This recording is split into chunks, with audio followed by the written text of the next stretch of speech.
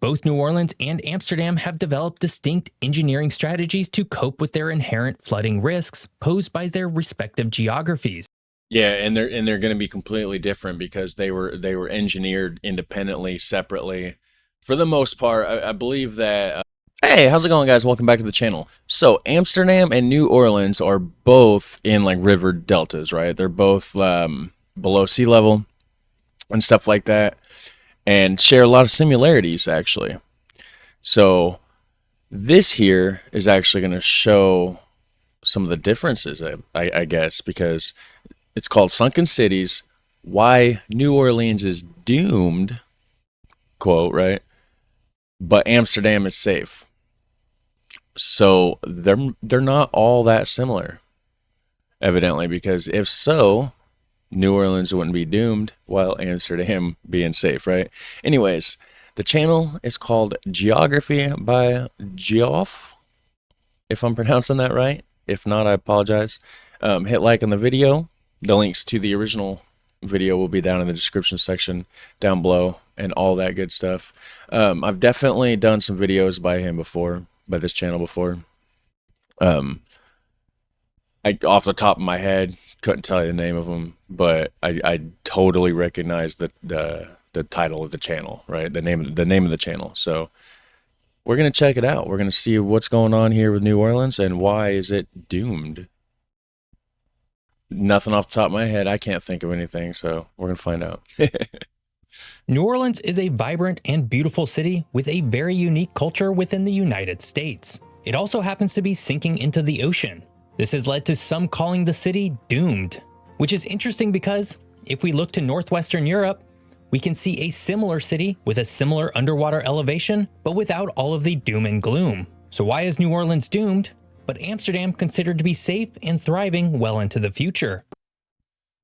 So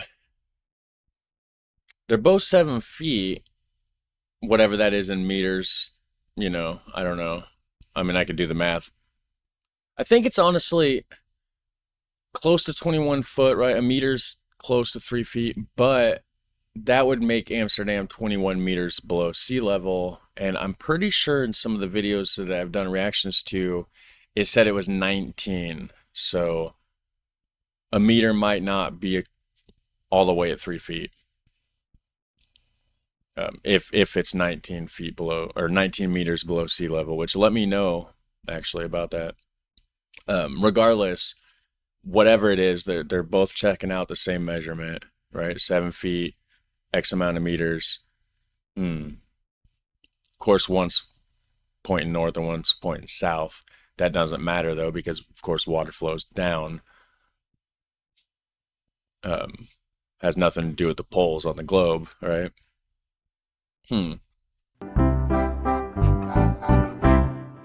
Few cities get lumped in the same sentence with the word doomed. I remember this guy. Totally. Yeah, because he reminds me of, what is it? I can't remember. Man, I can't. There's something. It's an actor or maybe another YouTube channel, YouTube person. But there's somebody else that this guy reminds me of. I can't think of it. If you can place it, guys, let me know down below. I'm going to stop with these tangents so we can get on with the video, okay? You didn't come here. Well, maybe you did come here to listen to me talk too, but you also came here to check this out, so we're going to do that. As much as New Orleans. And there's a reason for this. The city's unique geography at the confluence of the Mississippi River and the Gulf of Mexico means that it's particularly susceptible to sea level rise, especially since it's already below sea level on average. But there is hope for the city, and that hope comes from another city below sea level, Amsterdam. But first, trains have moved us and our goods around the planet in a pretty efficient manner. And while the United States is not necessarily considered to be a train country due to lacking a quality passenger rail system, we do still have an extensive rail network, and you can listen all about it on today's podcast. All links are in the description below. That is true. We do have an extensive rail network, so it shouldn't be that hard to retrofit the rail we already have with some modern trains and get us some good public transportation over here. But yeah, both cities, low elevation. New Orleans and Amsterdam share a lot of similarities in their physical geography. Both sit next to lakes that are connected to larger bodies of water, Lake Pontchartrain with the Gulf of Mexico and Markham with the North Sea respectively. And both are low-lying regions within their respective countries that are highly susceptible to flooding. In fact, when looking at the average elevation across both cities, they're remarkably similar, with both being about 7 feet below sea level on average. But there are some key differences to keep in mind as we discuss both throughout this video. Louisiana's physical geography, particularly in the southern portion around the Mississippi River Delta, is characterized by its vast wetlands, bayous, and extensive river systems. And another difference is, I've never been to both, but just bits of information I've gathered along the way. If you go out in the nature, you know, you're living in Amsterdam and then you just leave Amsterdam, go out in nature, whatever, right? You're probably safe. Nothing's there. Nothing's gonna hurt you. You might get bit by a mosquito or something, and that's the worst you got to worry about, right? New Orleans, try to not go in nature. There's literally like so many things. I mean, there's alligators for one, or all those snakes. It's like a dang jungle. I would absolutely not go out in nature unarmed and unready. And New Orleans, situated on the banks of both Lake Pontchartrain and the Mississippi River, has had to contend with these physical features for centuries. The Mississippi River Delta, one of the world's largest and most complex deltaic systems, was formed over thousands of years by the deposition of sediment carried by the river and its vast network of tributaries. This process created a network of wetlands, marshes, and barrier islands that are crucial for flood protection, wildlife habitats, and fisheries. The physical geography of southern Louisiana is marked by the challenges of land subsidence and coastal erosion. Subsidence, the gradual sinking of land, is caused by natural processes such as the compaction of sediments and human activities like oil and gas extraction.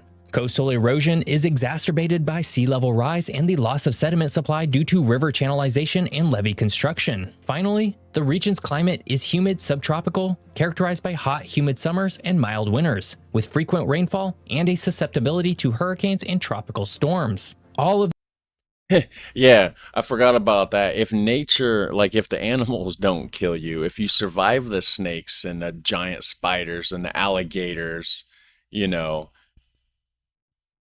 you might get swept up in a hurricane. Who knows? these factors paint a picture of a pretty harsh and unforgiving physical geography that New Orleans has had to deal with. In contrast, the Randstad region of the Netherlands, with a focus on Amsterdam, showcases a different geographic relationship between the land and water. The Randstad is a densely populated urban area in the western part of the Netherlands, encompassing major cities such as Amsterdam, Rotterdam, The Hague, and Utrecht. The region is characterized by its flat, low-lying terrain, much of which is below sea level and protected by an extensive system of levees and canals. Amsterdam, the capital city, is situated in a region of reclaimed land known as polders, which are areas of land that have been drained and protected from the sea by levees. Is Amsterdam on a polder? I'm not sure about that one. I thought a polder was straight up reclaimed land, like Flavaland. Or, what no, is it? Flavaland? Flavaland? Something like that. However you pronounce it, right? Apologies. But, yeah. I think Amsterdam just had like a dike built around it to prevent it from flooding. I don't think it was reclaimed land like a straight up polder. I may be wrong. Land known as polders, which are areas of land that have been drained and protected from the sea by levees. This engineering marvel is a testament to the Dutch expertise in water management and land reclamation. The climate of the Randstad is classified as oceanic, with mild wet winters and cool damp summers. And the proximity to the North Sea moderates the climate and brings frequent, though less severe, precipitation throughout the year. New Orleans and Amsterdam are both low-lying cities with a long history of flooding. But in recent decades, that historic geographic pattern has basically ended for Amsterdam. But before we get to the history of floods in both cities, if you're enjoying this video, hit that subscribe button. More fun geography videos are just a single click away. So he said there's no flooding in Amsterdam, right? Not anymore?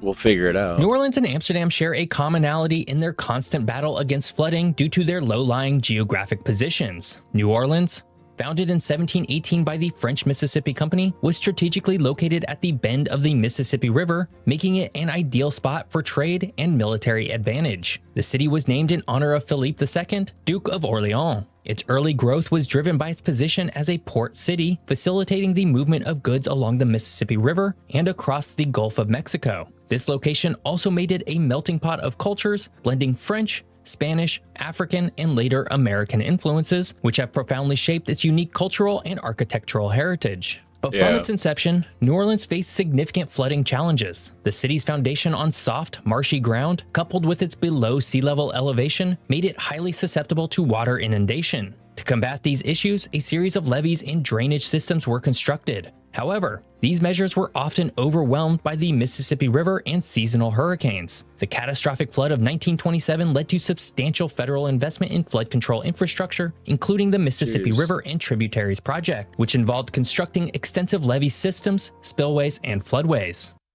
And look, there's a dike right there, it looks like. So they're probably trying to protect that house. Well,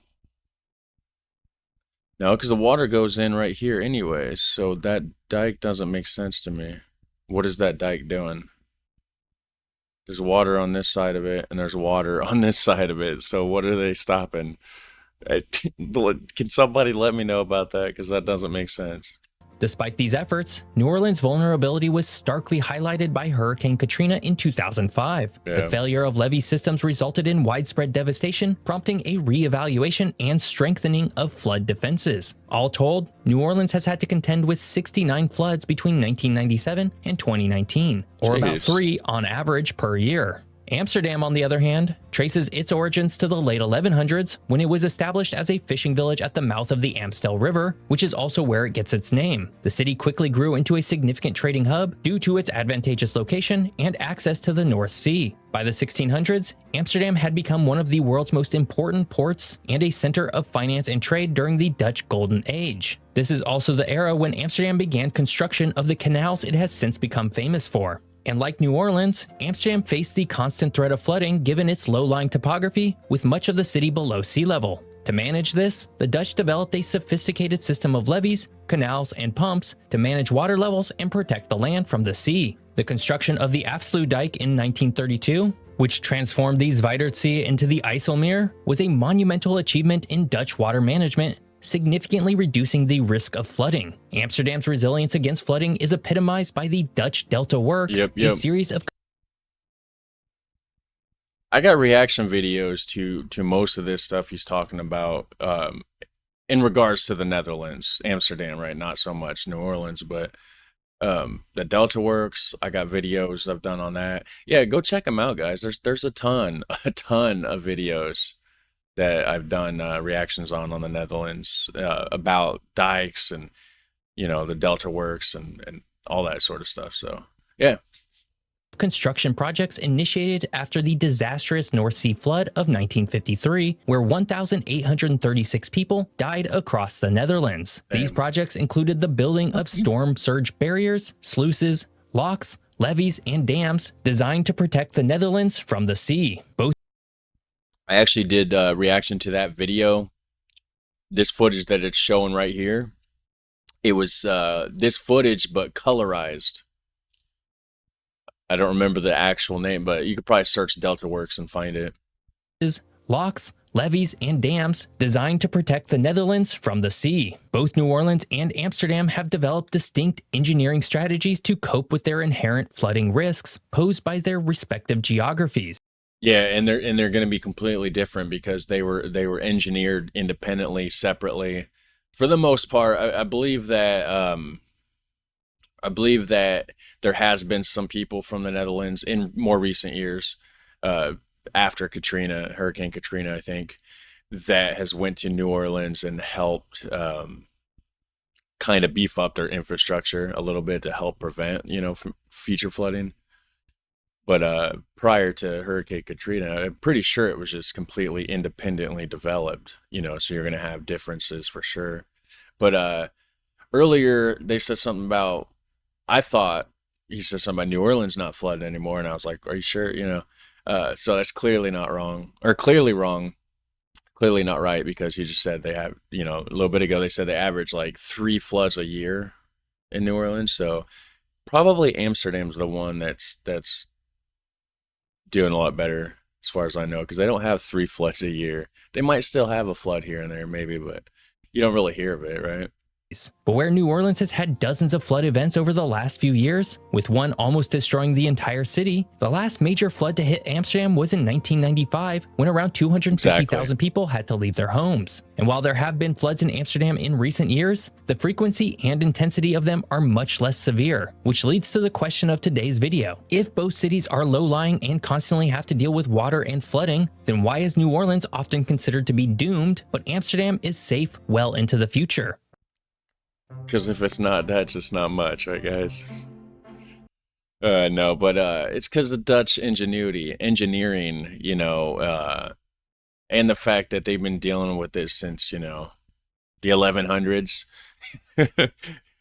They've had a lot more time to figure it out, too. So, to be fair, give New Orleans another few hundred years. They'd have their stuff figured out, too, I'm sure.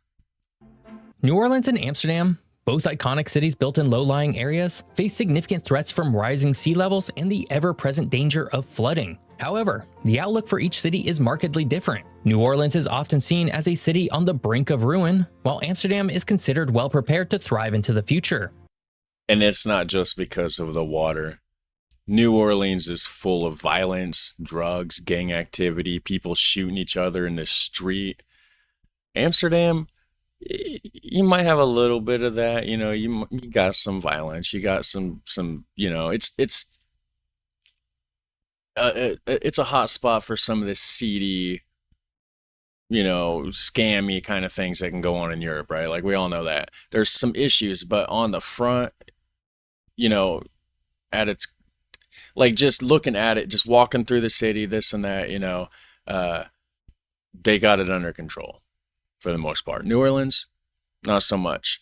Homeless people in the streets, people shooting each other in broad daylight, it's completely crazy. So the government that runs each city is clearly doing a different sort of job. The reasons for these contrasting perceptions lie in the historic, technologic, and policy differences in their approaches to dealing with the sea. New Orleans' vulnerability stems from its geographic and environmental context. The city is situated at or below sea level in many areas, nestled within a complex system of wetlands and water bodies, including the Mississippi River and Lake Pontchartrain. This unique geographic position actually makes New Orleans more susceptible to flooding from both river and coastal sources, the latter being exacerbated by sea level rise. The Mississippi River has one of the largest discharge volumes in the world, and New Orleans feels the brunt of that discharge when multiple areas within its watershed experience heavier than normal precipitation. Additionally, New Orleans faces rapid land subsidence due to the natural settling of deltaic sediments. This subsidence exacerbates the impact of rising sea levels, effectively lowering the city's elevation further each year than it would under normal conditions. Now, I wonder if perhaps they would have put poles under the structures like they did in Amsterdam, which, if you don't know what I'm talking about, if you're new to the channel or whatever, by the way, how's it going? Hit subscribe, hit like. But anyways, under Amsterdam, all the foundations are massive poles. Like, I don't know how long they are. I don't know how wide they are. I would assume, they're like yay big around. And just massive poles just drove down, maybe 30, 40, 50 feet. I don't know for sure. I can't remember. And that keeps it from sinking. So it's just tons and tons and tons of poles under those buildings. I wonder if they did something similar like that in New Orleans, if that would have prevented, the sinking.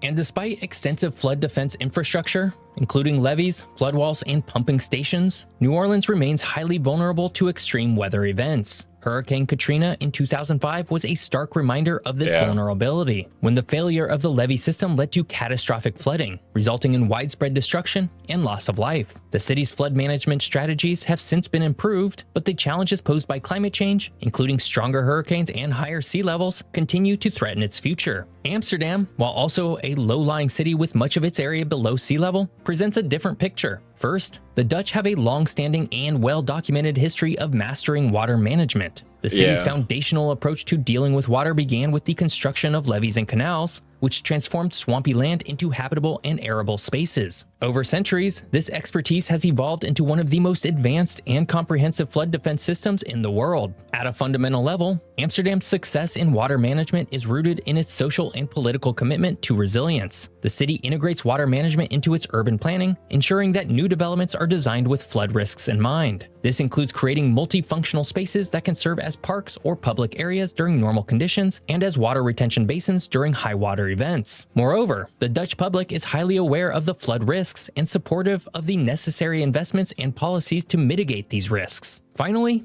Amsterdam, unlike New Orleans, transformed itself into a canal city. Everywhere you go, you find canals crisscrossing the city in the same way that the road network does. And while this was primarily done for trade and economic purposes, today, these same canals are an incredible tool in managing water. Yeah, exactly, because you can get water in and out of this city so much faster. Yeah. Canals can absorb a lot of rainwater and water runoff in ways that roads and sewer networks can't. New Orleans, despite sharing similarities, never adopted the canal city ethos, at least not nearly to the same degree. They should. Today, New Orleans is home to about 1.3 million people in its metro region. This means that, if the worst should happen, these people will need to migrate somewhere else in the country. This would be more than when nearly 800,000 were displaced by Hurricane Katrina. Meanwhile, Amsterdam is home to about 2.5 million people in its metro region, with the Randstad as a whole being home to over 8 million.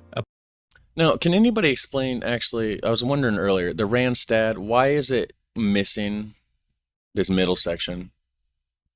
Is it just because this is the metropolitan area that kind of all connects, like all the way up and around because of the 4 big cities? And this gap in the middle is kind of more like urban, or not urban, more, I guess, country-ish, like you would have in the rest of the Amsterdam, or, wow, sorry, in the rest of the Netherlands.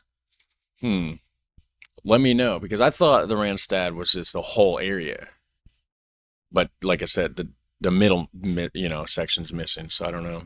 A population capacity that would not be possible were it not for the Netherlands' extensive flood management and reclaimed polders. Overall, New Orleans faces greater obstacles due to a combination of geographic disadvantages, economic constraints, and political challenges. The piecemeal and reactive nature of flood defense improvements, coupled with underfunded infrastructure, makes it difficult to implement the comprehensive and forward-thinking strategies seen in Amsterdam. But does this actually mean the city is doomed? Oh, I think they're separating.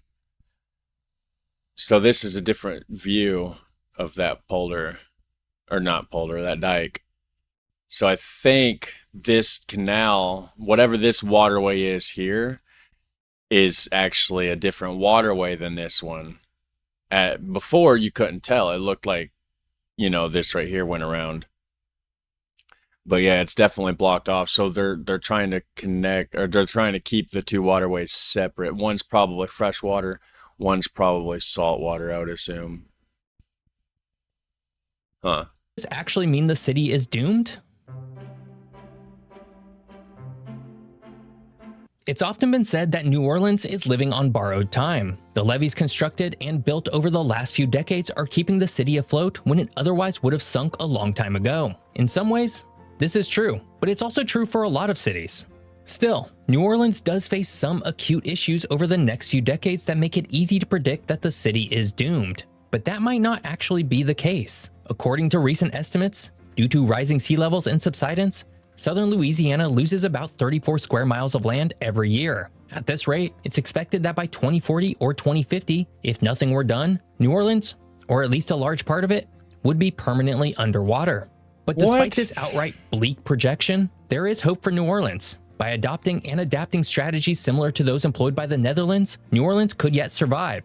And in fact, in 2013, New Build Orleans dikes. adopted a plan called the Greater New Orleans Urban Water Plan, which borrows heavily from the Netherlands' water management efforts. This includes the adoption of and emphasis on an intricate canal system. Currently, much of New Orleans' excess water is pumped down and out of the city. And while this is one strategy to use, canals offer an additional resilient layer. But also, New Orleans' natural geography could also be the answer in much the same way that it became Amsterdam's answer as well. You see, New Orleans sits away from the coast in a similar way that Amsterdam does. In the Netherlands, this geographic positioning allowed for these Zuiderzee works to be constructed, which essentially closed off Amsterdam's nearby lakes to the North Sea. New Orleans could, in theory, do something similar to Lake Borgne and Lake Pontchartrain and seal them off from the Gulf of Mexico. And while this might seem impossible, it's worth highlighting that a small portion of this very idea has already been implemented. In 2008, construction began on the Lake Borgne Surge Barrier, a 1.8-mile surge wall where the Gulf Intercoastal Waterway meets the lake. Similar surge barriers, built at key locations across the various lakes, could provide Louisiana and New Orleans with more control over the water. But unlike the Netherlands, which built all of their infrastructure on relatively rocky and hard ground, New Orleans is surrounded by what is essentially muddy marshes. This makes building on them much more challenging. It also means that, unlike the Netherlands, which has been able to effectively seal off the sea at key locations, New Orleans has water encroaching in on it from basically all sides. So while they have some geographic advantages they're not fully utilizing, their issues are much more pronounced than anything the Netherlands has ever had to deal with. At some point, Louisiana and the United States will need to invest potentially hundreds of billions of dollars to secure New Orleans, or leave it alone and let nature take it back. New Orleans faces some pretty extreme challenges. In some ways, they seem too intimidating to manage. But they're not impossible. And in fact, New Orleans could adapt and thrive if they follow the lead set by Amsterdam. Hey, you might have noticed two maps behind me of Louisiana and the Netherlands. These maps are part of a new partnership with Muirway. Oh, neat. Together, we've opened up a new map store specifically for my viewers, and you can check it out via the link in the description. Be sure to use Dad15 to get an amazing Father's Day present. Also, both of these maps will be signed by me and given away to 2 lucky viewers in the very near future. So stay tuned. I hope you enjoyed learning all about New Orleans and how it contrasts with Amsterdam. Yeah, this is interesting. I do like this channel. I'm going to have to watch more of it. And maps, man. I love some maps, really. So, yeah, if you're interested in his map stuff, like I said, the links to this original video will be in the description section down below. But anyways, I think I can't even talk right now. I think New Orleans needs to bring in some Dutch people, for sure. They need to definitely bring in like 200 Dutch engineers and just go over the whole city, figure it all out, because otherwise it's going to sink by what, 2040, 2050? It won't even be there. It's not very long, guys. So in my lifetime, I could see New Orleans turn into Atlantis. But anyways, you guys have a super fun, awesome day. I'll catch you next one. Take care. Bye.